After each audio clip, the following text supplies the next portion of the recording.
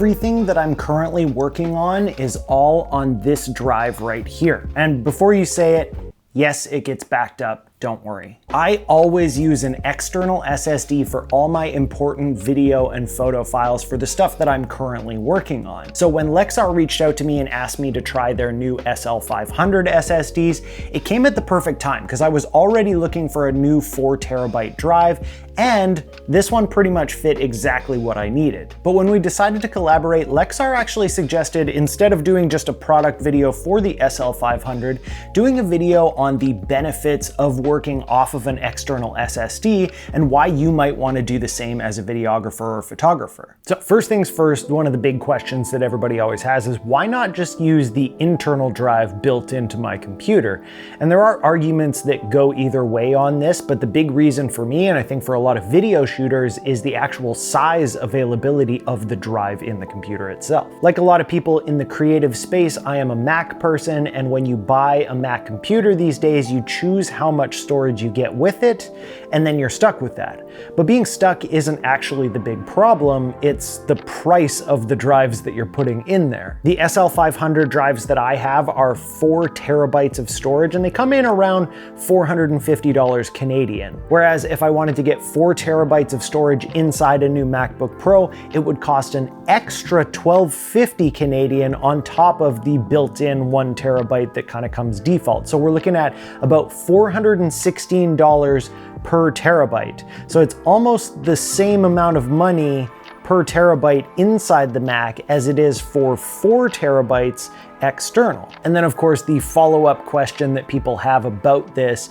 is the performance of the drives themselves. These drives use a USB 3.2 Gen 2x2 connection, which theoretically means that you can get up to a 2000 megabyte per second read speed and about an 1800 megabyte per second write speed. Now I say theoretically because it's going to depend on what you plug this into, whether it's compatible and the cable that you use and all those kinds of things as well. But if everything lines up, you should be able to max out those speeds. That being said, if you're a Mac person like me, which doesn't actually support that, you still get absolutely fantastic speeds that are more than what I need to work with. When I actually tested this on my computer and did a speed test, I was getting 933 megabytes per second write speed and a 940 megabyte per second read speed consistently. And as you can see on the Blackmagic speed test, I can use any kind of video format that I want basically, and I've never run into any problems using these drives. Now, size is actually one of the biggest factors for me when I'm choosing an SSD.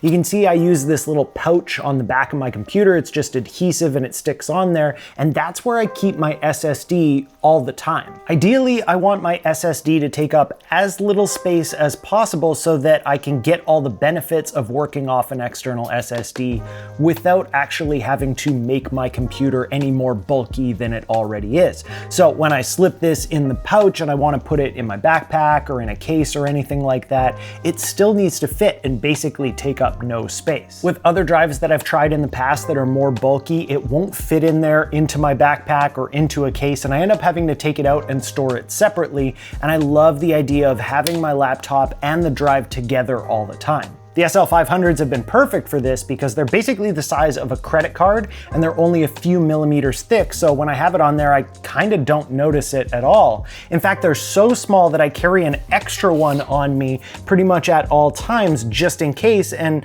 I don't even notice it's there until I need it. Now, going back to the argument of internal versus external, another big benefit of using an external drive is safety. So all your files are on here, and if something happens to your computer or to the drive inside your computer, all of your important working files are still safe. You can just plug this into another computer and you're good to go. So if, for example, I'm working on a super important project that has a deadline and something happens to my computer and it needs to be repaired, but I don't have time to wait for that repair to happen, I can just grab my SSD full of files, plug it into another computer, whether I have to buy it or borrow it or whatever, and I can keep working. Whereas if those files are directly on the computer and something happens to it, there's generally no way to get those files off of that computer without waiting for the repair to happen. And speaking of plugging the drive into another computer, using an external SSD is a huge time saver for sharing files with other people as well. I mentioned earlier that the SL500 4TB came at the perfect time for me,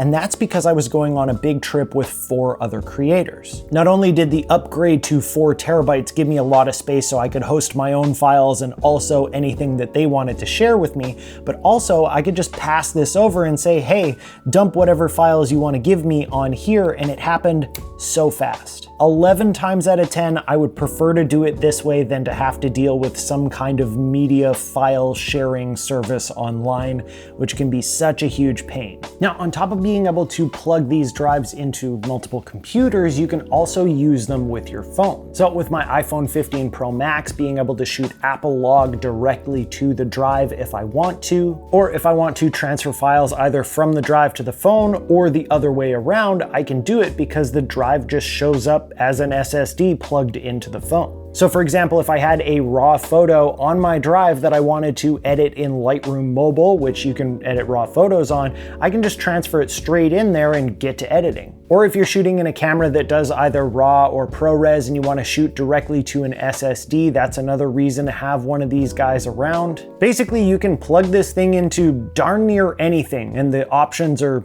nearly endless. Overall, I've never even had a second thought about whether or not I should be using an external SSD with the kind of work that I do. The benefits are just so fantastic, and my experience with the Lexar SL500s has been great. They're fast, they're durable, they're small, and they offer some really great value as well. If you want to check out the SL500 more or pick one up, there's a link for you down in the description, and hit me up in the comments if you have any questions. And on your way down there, make sure to hit the like and subscribe button, hit the bell notification so you don't miss out on future videos. Thank you so much for watching. Thank you to Lexar for sponsoring this video, and I'll see you next time.